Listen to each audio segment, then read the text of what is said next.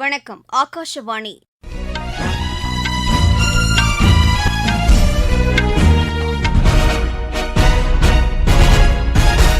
செய்திகள் வாசிப்பவர் பிரியதர்ஷினி. தலைப்புச் செய்திகள். தில்லியில் ஆளும் ஆம் ஆத்மி அரசு பள்ளிக் கல்வித்துறை மேம்பாட்டில் அக்கறை செலுத்தவில்லை என்று பிரதமர் திரு நரேந்திர மோடி குறை கூறியுள்ளார். விவசாயிகளுக்கு ஏற்படும் இழப்புகள் பயிர் காப்பீட்டு திட்டத்தின் மூலம் ஈடு செய்யப்படும் என்று மத்திய அமைச்சர் திரு சிவராஜ் சிங் சௌஹான் தெரிவித்துள்ளார். வைப்பு நிதி ஓய்வூதிய நடைமுறைகள் எளிதாக்கப்பட்டுள்ளதாக மத்திய அரசு கூறியுள்ளது. அண்ணா பல்கலைக்கழக மாணவி பாலியல் வன்கொடுமை சம்பவத்தை மறைக்கும் முயற்சியிலேயே திமுக அரசு ஈடுபட்டு வருவதாக மத்திய இணையமைச்சர் திரு எல் முருகன் குற்றம் சாட்டியுள்ளார். விஜய் ஹசாரே கோப்பைக்கான ஒருநாள் கிரிக்கெட் போட்டியில் தமிழகம் 10 விக்கெட் வித்தியாசத்தில் மிசோரமை வென்றது. இனி விரிவான செய்திகள். தில்லியில் கடந்த 10 ஆண்டுகளாக ஆட்சி செய்யும் ஆம் ஆத்மி அரசு பள்ளிக் கல்வித்துறை மேம்பாட்டில் அக்கறை செலுத்தவில்லை என்று பிரதமர் திரு நரேந்திர மோடி குறை கூறியுள்ளார். தில்லியில் சுமார் 4500 கோடி ரூபாய் மதிப்பிலான பல்வேறு வளர்ச்சித் திட்டப் பணிகளை தொடங்கி வைத்தும் புதிய திட்டங்களுக்கு அடிக்கல் நாட்டியும் அவர் பேசினார். திரு அரவிந்த் கெஜ்ரிவால் முதலமைச்சராக இருந்தபோது தமது இல்லத்தை சொகுசு பங்களாவைப் போல் மாற்றிவிட்டு தற்போது ஏழைகளுக்கான குடியிருப்புகளுக்கு முன்னுரிமை அளிப்பேன் என்று பேசுவது நகைப்புக்குரியது என்று பிரதமர் கூறினார். தில்லியில் உள்ள குடிசைப் பகுதிகளில் வசிக்கும் மக்களுக்கு பாதுகாக்கப்பட்ட குடிநீர் மற்றும் கழிவுநீர் அகற்றும் வசதிகள் செய்யப்படவில்லை என்றும் அவர் குற்றம் சாட்டினார்.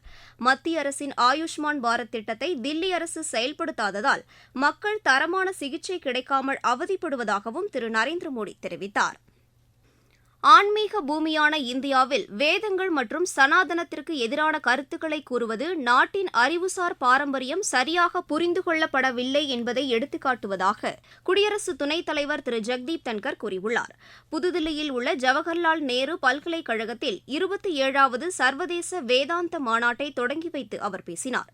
நாட்டின் பண்டையகால ஞான உபதேசமான வேதாந்த தத்துவம் உலகெங்கிலும் உள்ள சீடர்களால் பின்பற்றப்படுவதாக அவர் கூறினார்.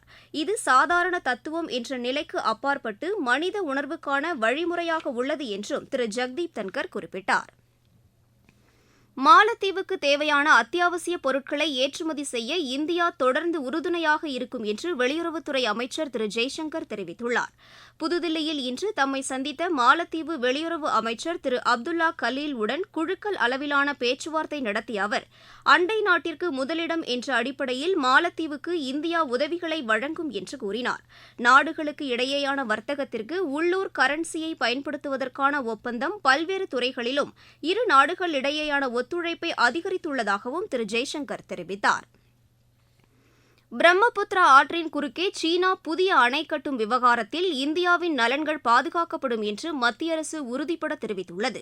புதுதில்லியில் செய்தியாளர்களிடம் பேசிய வெளியுறவுத்துறை செய்தி தொடர்பாளர் திரு ரந்தீர் ஜெய்ஸ்வால், சீனாவின் கட்டுப்பாட்டில் உள்ள திபெத் பகுதியில் மேற்கொள்ளப்படும் நீர்மின் திட்டத்தால் பிரம்மபுத்திரா ஆற்றின் கீழ்ப்பாசன பகுதிகள் பாதிக்கப்படாமல் இருப்பதை உறுதி செய்யுமாறு சீனாவிடம் வலியுறுத்தியிருப்பதாக கூறினார். இது தொடர்பாக நிபுணர்கள் அளவிலும் தூதரக அளவிலும் தொடர்ந்து பேச்சு நடத்தப்பட்டு வருவதாகவும் திரு ரந்தீர் ஜெய்ஸ்வால் தெரிவித்தார். பயிர்கள் பாதிக்கப்படுவதால் விவசாயிகளுக்கு ஏற்படும் இழப்பு பயிர் காப்பீட்டு திட்டத்தின் மூலம் ஈடு செய்யப்படும் என்று மத்திய வேளாண் துறை அமைச்சர் திரு சிவராஜ் சிங் சௌஹான் கூறியுள்ளார். நாசிக்கில் உள்ள வேளாண் அறிவியல் மையத்தில் விவசாயிகளுடன் கலந்துரையாடிய அவர் விவசாயிகளுக்கு ஏற்படும் இழப்புகள் செயற்கைக்கோள் மூலம் ஆய்வு செய்யப்படுவதாக தெரிவித்தார். வெங்காயம் உள்ளிட்ட விளைபொருட்களின் சந்தை விலை அதிகரிக்கும் போது அதன் பலன் விவசாயிகளை சென்றடைவதில்லை என்று குறிப்பிட்ட அவர் இடைத்தரகர்களால் ஏற்படும் பிரச்சினைக்கு தீர்வு காண புதிய கொள்முதல் முறை செயல்படுத்தப்படும் என்றும் கூறினார். விவசாயம் இந்திய பொருளாதாரத்தின் முதுகெலும்பாக திகழ்வதால் விவசாயிகளின் பிரச்சினைகளுக்கு மத்திய அரசு முன்னுரிமை அடிப்படையில் தீர்வு காண்பதாகவும் திரு சிவராஜ் சிங் சௌஹான் தெரிவித்தார்.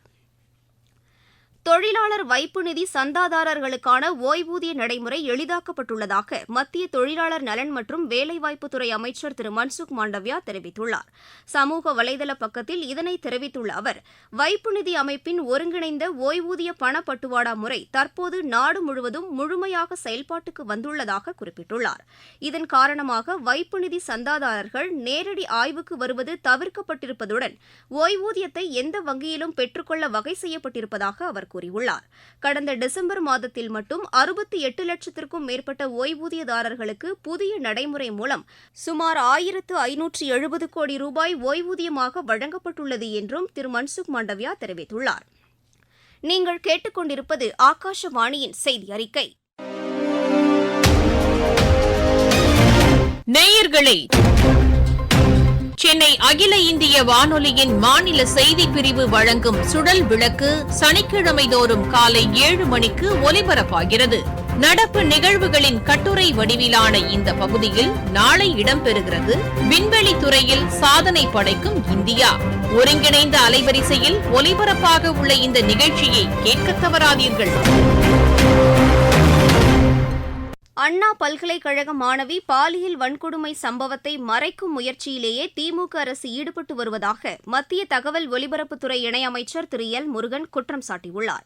அவர் இன்று வெளியிட்டுள்ள சமூக வலைதள பதிவில், இந்த வழக்கில் தொடர்புடைய அனைவரையும் கைது செய்ய கோரி மதுரையில் பேரணி நடத்த முயன்ற பிஜேபி மகளிர் அணியினரை காவல்துறை தடுத்து நிறுத்தி கைது செய்ததற்கு கண்டனம் தெரிவித்துள்ளார். ஜனநாயக போராட்டங்களை காவல்துறை மூலம் ஒடுக்கிவிட முடியாது என்றும் திரு எல் முருகன் தெரிவித்துள்ளார்.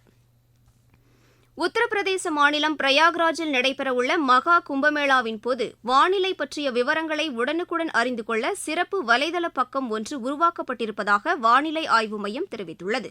இந்த வலைதள பக்கத்தை இன்று தொடங்கி வைத்த லக்னோ வானிலை ஆய்வு மைய இயக்குநர் திரு மணீஷ் ரணால்கர், இந்த வலைதள பக்கத்தில் 15 நிமிடங்களுக்கு ஒருமுறை வானிலை பற்றிய புதிய தகவல்கள் பதிவேற்றம் செய்யப்படும் என்று கூறினார்.